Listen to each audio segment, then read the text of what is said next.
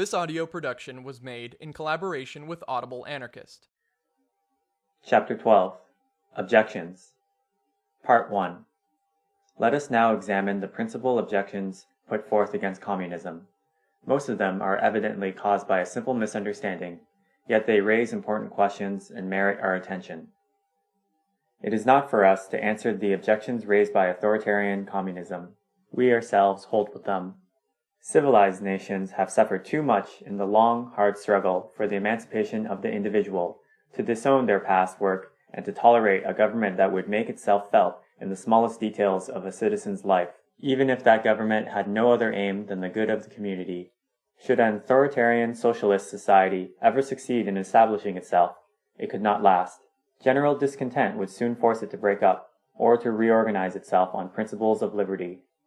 It is of an anarchist communist society we are about to speak, a society that recognizes the absolute liberty of the individual, that does not admit of any authority, and makes use of no compulsion to drive men to work.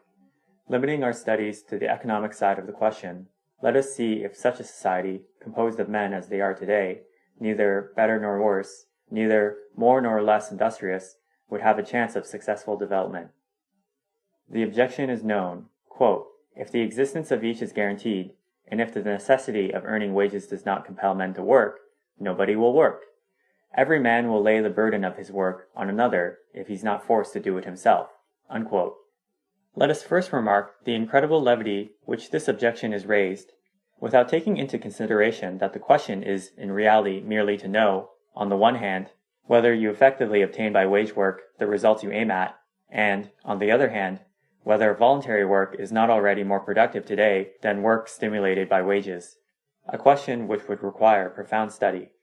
But whereas in exact sciences, men give their opinion on subjects infinitely less important and less complicated after serious research, after carefully collecting and analyzing facts, on this question they will pronounce judgment without appeal, resting satisfied with any one particular event, such as, for example, the want of success of a communist association in America.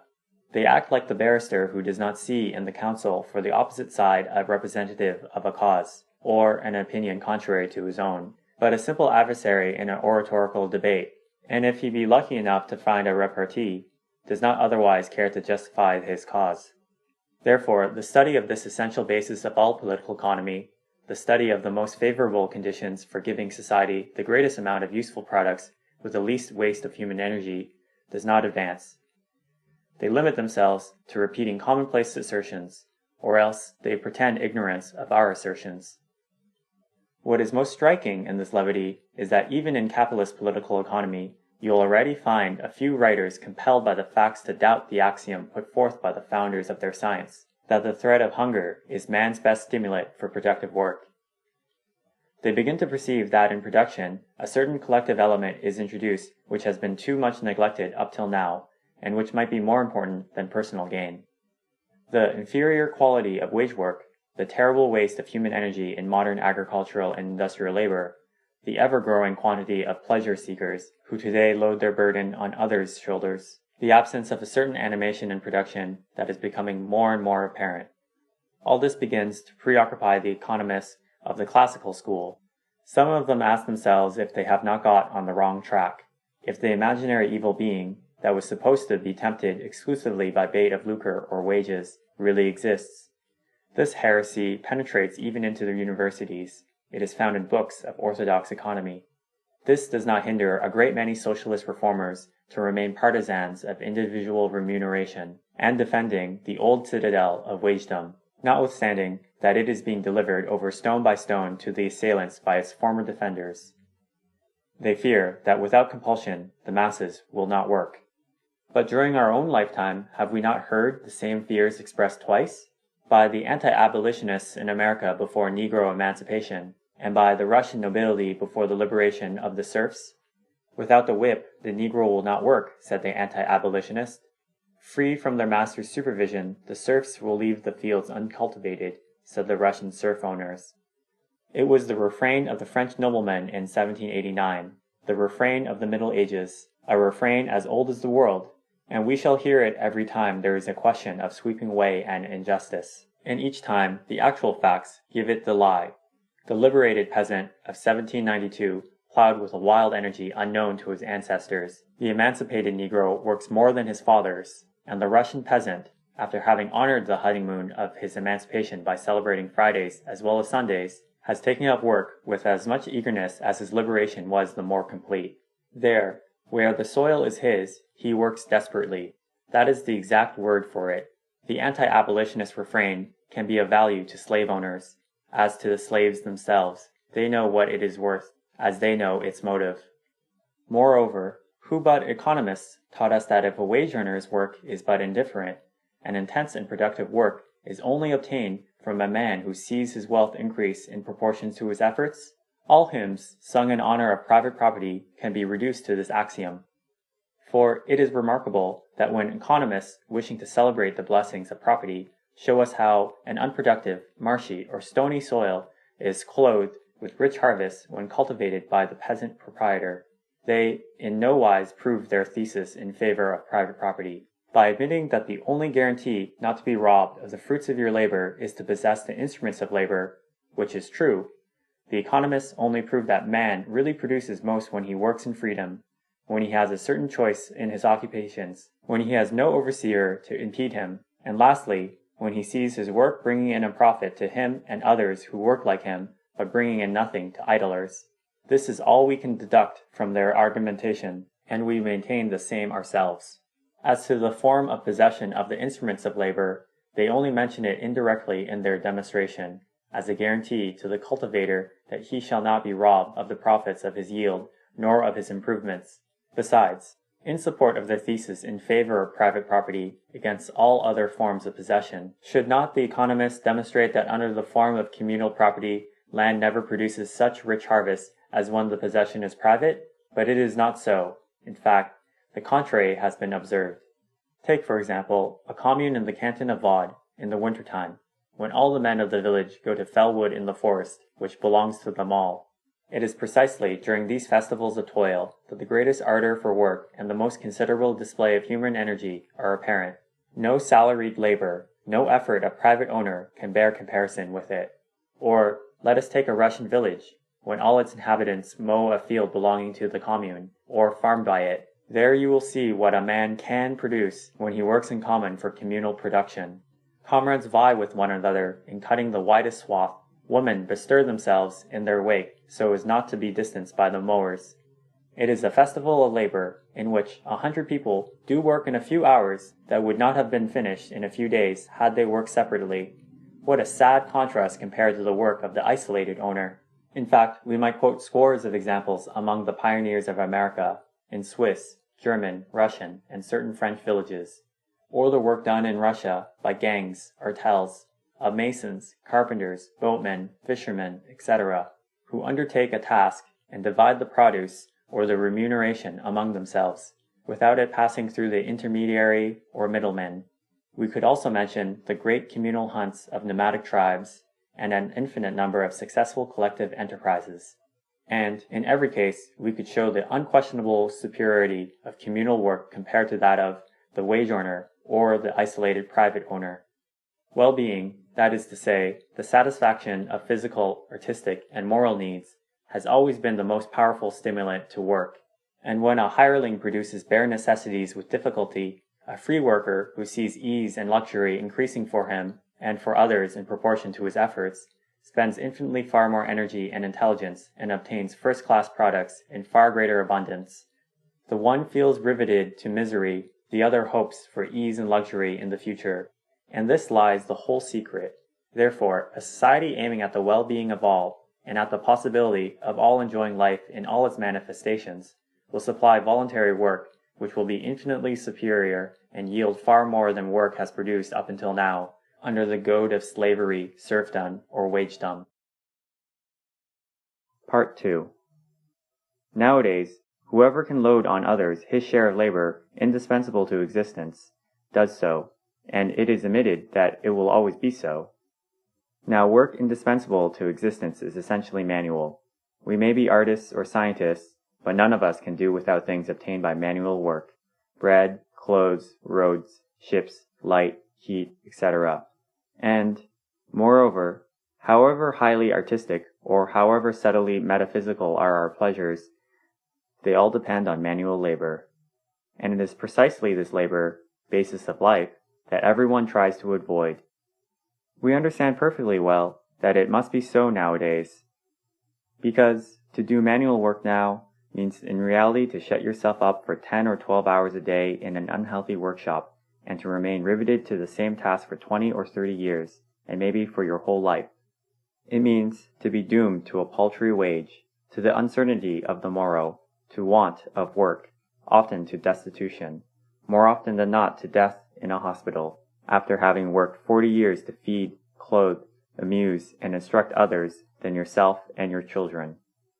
It means to bear the stamp of inferiority all your life, because, whatever the politicians tell us, the manual worker is always considered inferior to the brain worker, and the one who has toiled 10 hours in a workshop has not the time, and still less the means, to give himself the high delights of science and art, nor even to prepare himself to appreciate them. He must be content with the crumbs from the table of privileged persons. We understand that under these conditions, manual labor is considered a curse of fate. We understand that all men have but one dream, that of emerging from, or enabling their children to emerge from this inferior state, to create for themselves an independent position, which means what? To also live by other men's work. As long as there will be a class of manual workers and a class of brain workers, black hands and white hands, it will be thus.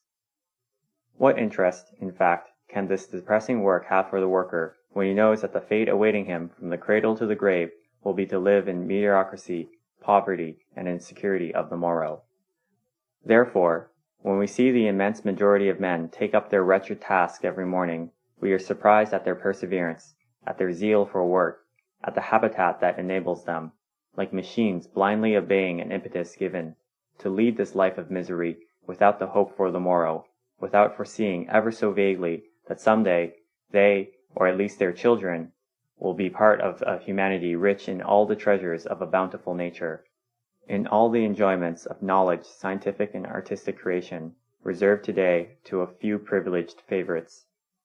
It is precisely to put an end to the separation between manual and brain work that we want to abolish wagedom, that we want the social revolution. Then work will no longer appear a curse of fate. It will become what it should be, the free exercise of all the faculties of man. Moreover, it is time to submit to a serious analysis this legend about superior work, supposed to be obtained under the lash of wagedom. It is enough to visit, not the model factory and the workshop that we find now and again, but the ordinary factories, to conceive the immense waste of human energy that characterizes modern industry. For one factory more or less rationally organized, there are 100 or more which waste man's labor, without a more substantial motive than that of perhaps bringing in a few pounds more per day to the employer.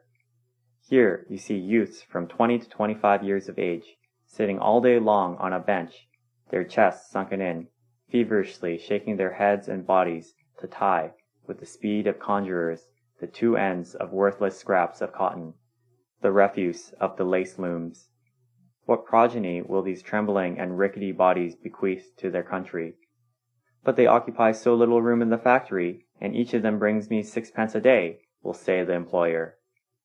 In an immense London factory you could see girls, bald at 17 from carrying trays of matches on their heads from one room to another, when the simplest machine could wheel the matches to their tables.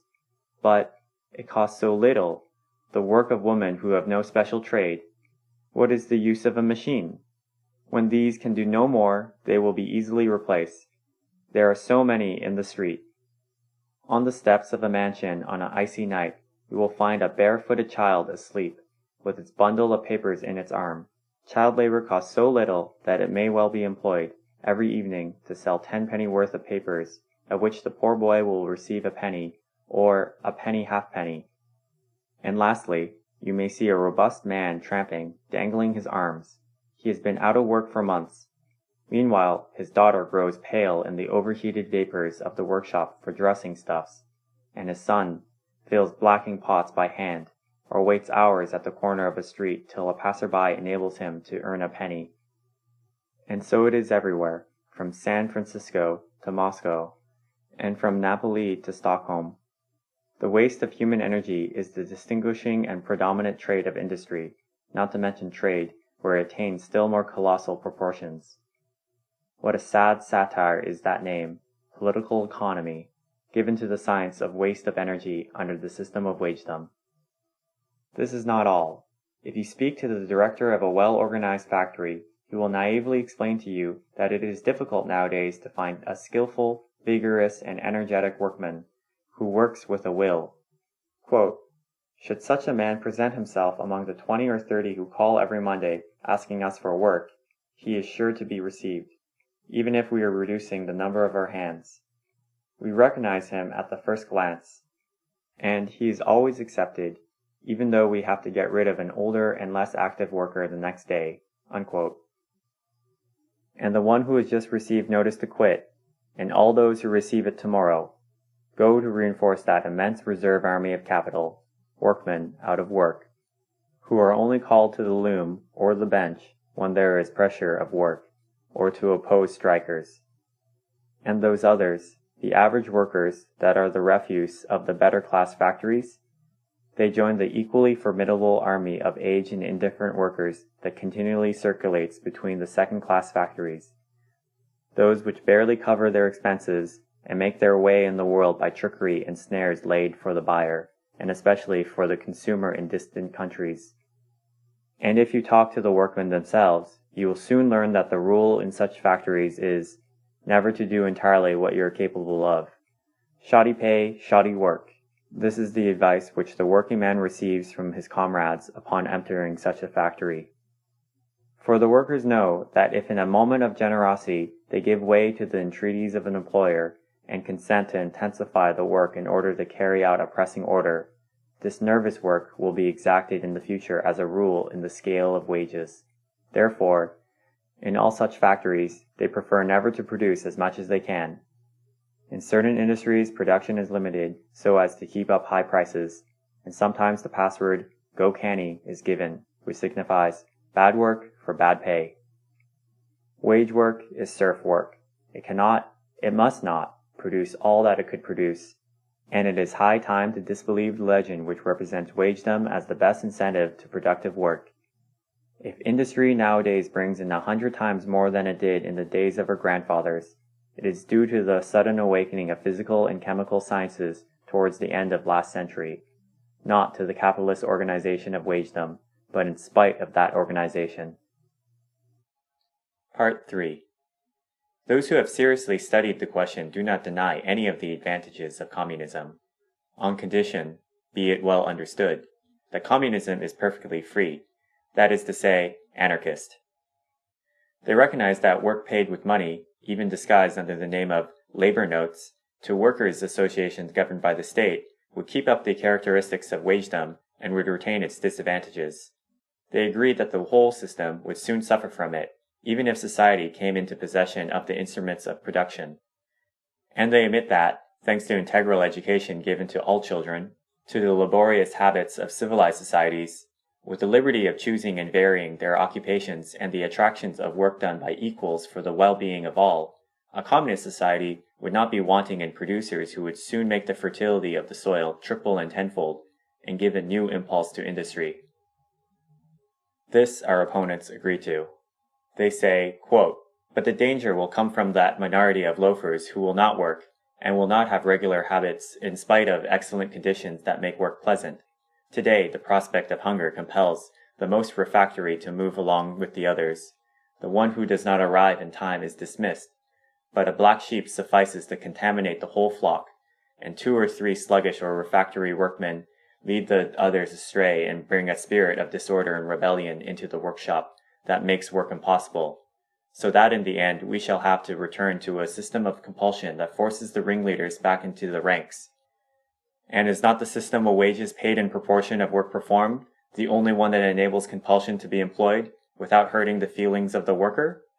Because all other means would imply the continual intervention of an authority that would be repugnant to free men. Unquote.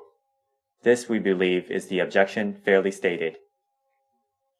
It belongs to the category of arguments which justify the state, the penal law, the judge, and the gallower. The authoritarians say, quote, as there are people, a feeble minority who will not submit to social customs, we must maintain magistrates, tribunals, and prisons, although these institutions become a source of new evils of all kinds, unquote. Therefore, we can only repeat what we have so often said concerning authority in general. Quote, to avoid a possible evil, you have to recourse to means in which themselves are a greater evil, and become the source of those same abuses that you wish to remedy. For do not forget that it is wagedom, the impossibility of living otherwise than selling your labor, which has created the present capitalist system, whose vices you began to recognize. Unquote. Let us also remark that this authoritarian way of reasoning is but a justification of what is wrong in the present system. Wagedom was not instituted to remove the disadvantage of communism. Its origin, like that of the state and private ownership, is to be found elsewhere. It is born of slavery and serfdom imposed by force, and only wears a more modern garb. Thus, the argument in favor of wagedom is as valueless as those by which they seek to apologize for private property and the state. We are, nevertheless, going to examine the objection and see if there is any truth in it. To begin with, it is not evident that if a society, founded on the principle of free work, were really menaced by loafers, it could protect itself without an authoritarian organization and without having recourse to wagedom. Let us take a group of volunteers, combining for some particular enterprise. Having its success at heart, they all work with a will, save for one of the associates, who is frequently absent from his post. Must they, on his account, dissolve the group, elect a president to impose fines, or maybe distribute markers for work done, as is customary in the academy? It is evident that neither the one nor the other will be done, but that someday the comrade who imperils their enterprise will be told, quote, friend, we should like to work with you, but as you are often absent from your post, and you do your work negligently, we must part. Go and find other comrades who will put up with your indifference. Unquote. This way is so natural that it is practiced everywhere nowadays, in all industries, in competition with all possible systems of fines, docking of wages, supervision, etc. A workman may enter the factory at the appointed time, but if he does his work badly, if he hinders his comrades by his laziness or other defects, and they quarrel with him on that account, there is an end of it. He is compelled to leave the workshop. Authoritarians pretend that it is the almighty employer and his overseers who maintain regularity and quality of work in factories. In fact, in a somewhat complicated enterprise, in which the wares produced pass through many hands before being finished, it is the factory itself, the workmen as a unity, who see to the good quality of the work. Therefore, the best factories of British private industry have few overseers, far less on an average than the French factories, and less than the British state factories. A certain standard of public morals is maintained in the same way. Authoritarians say it is due to rural guards, judges, and policemen, whereas in reality it is maintained in spite of judges, policemen, and rural guards. Many are the laws producing criminals, has been said long ago.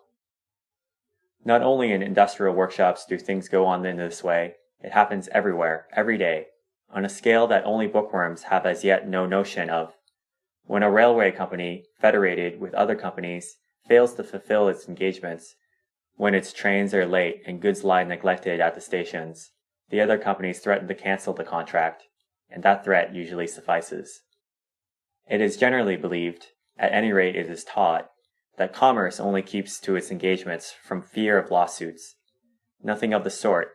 9 times in 10, the trader who has not kept his word will not appear before a judge. There, where trade is very great, as in London, the sole fact of having driven a creditor to bring a lawsuit suffices for the immense majority of merchants to refuse for good to have any dealings with a man who has compelled one of them to go to law.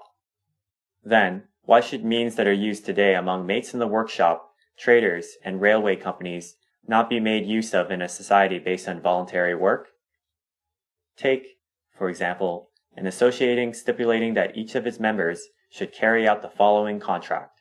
Quote, we undertake to give you the use of our houses, stores, streets, means of transport, schools, museums, etc., on the condition that, from 20 to 45 or 50 years of age, you consecrate 4 or 5 hours a day to some work recognized as necessary to existence.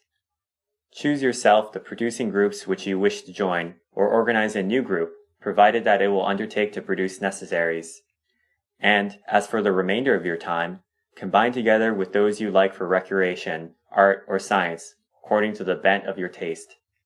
12 or 1,500 hours of work a year in a group producing food, clothes, or houses, or employed in public health, transport, etc., is all we ask of you.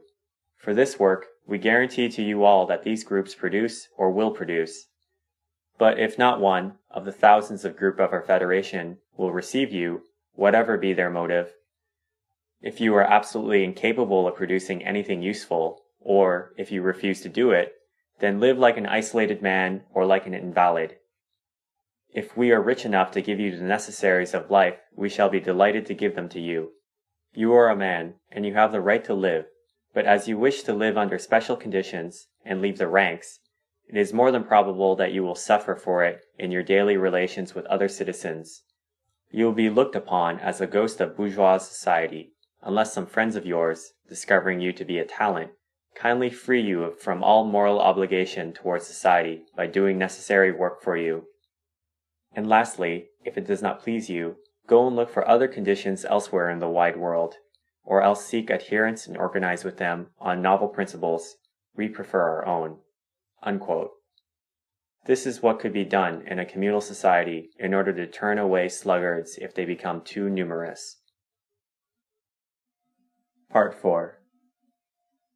We very much doubt that we need fear this contingency in a society really based on the entire freedom of the individual. In fact, in spite of the premium of idleness offered by private ownership of capital, the really lazy man, unless he is ill, is comparatively rare. Among workmen, it is often said that the bourgeois are idlers. There are certainly enough of them, but they, too, are the exception. On the contrary, in every industrial enterprise, you are sure to find one or more bourgeois who work very hard. It is true that the majority of bourgeois profit by their privileged position to award themselves the least unpleasant tasks, and that they work under hygienic conditions of air, food, etc., which permit them to do their business without too much fatigue. But these are precisely the conditions which we claim for all workers, without exception.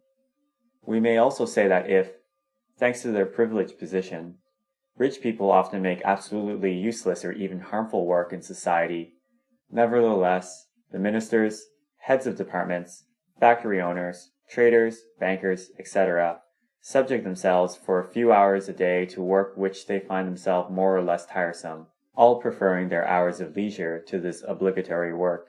And if in 9 cases out of 10 this work is fateful, they find it none the less tiring for that. But it is precisely because the middle class put forth a great energy, even in doing harm, knowingly or not, and defending their privileged position, that they have succeeded in defeating the landed nobility, and that they continue to rule the masses. If they were idlers, they would long since have ceased to exist, and would have disappeared like the aristocrats. In a society that would expect only 4 or 5 hours a day of useful, pleasant, and hygienic work, they would perform their task perfectly, and they certainly would not put up with horrible conditions in which men toil nowadays without reforming them. If a Huxley spent only 5 hours in the sewers of London, rest assured that he would have found the means of making them as sanitary as his physiological laboratory.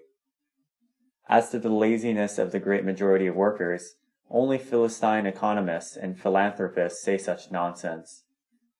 If you ask an intelligent manufacturer, he will tell you that if workmen only put it into their heads to be lazy, all factories would have to be closed.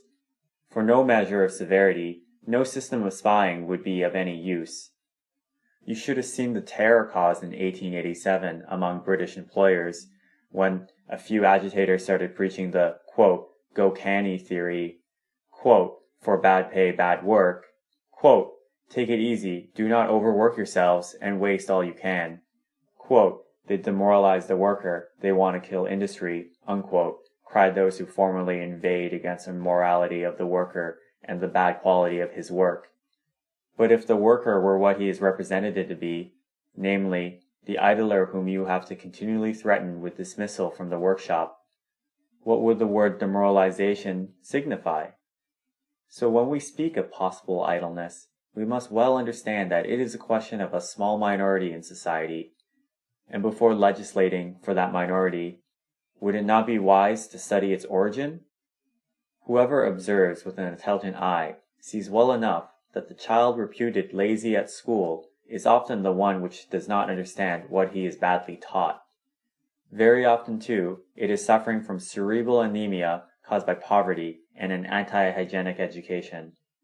A boy who is lazy at Greek or Latin would work admirably were he taught in science, especially if taught by the medium of manual labor. A girl reputed not at mathematics becomes the first mathematician of her class if she by chance meets someone who can explain to her the elements of arithmetic she did not understand. And a workman, lazy in the workshop, cultivates his garden at dawn while gazing at the rising sun, and will be at work again at nightfall, when all nature goes to rest. Somebody said that dirt is matter in the wrong place. The same definition applies to 9/10 of those called lazy. They are people gone astray in a direction that does not answer to their temperament nor to their capacities.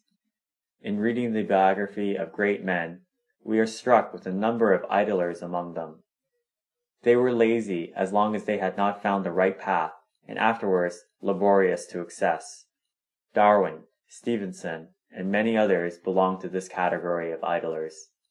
Very often, the idler is but a man to whom it is repugnant to make all his life the 18th part of a pin, or the 100th part of a watch, while he feels he has exuberant energy which he would like to expend elsewhere. Often, too, he is a rebel who cannot submit to being fixed all his life to a workbench in order to procure 1,000 pleasures for his employer, while knowing himself to be the far less stupid of the two, and knowing his only fault to be that of having been born in a hovel instead of coming into the world in a castle.